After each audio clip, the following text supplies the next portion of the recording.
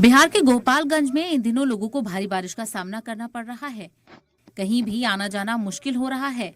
अभी तक बारात ले जाने के कई तरीके जरूर देखे होंगे, लेकिन गोपालगंज में नाव पर बारात को ले जाना पड़ रहा है।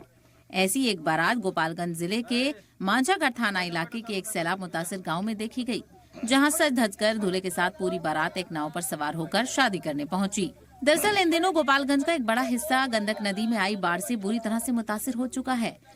जहां से बारात जानी थी, वो पूरा गांव बाढ़ की चपेट में आ चुका है। इस गांव के विकास यादव की बारात जानी थी।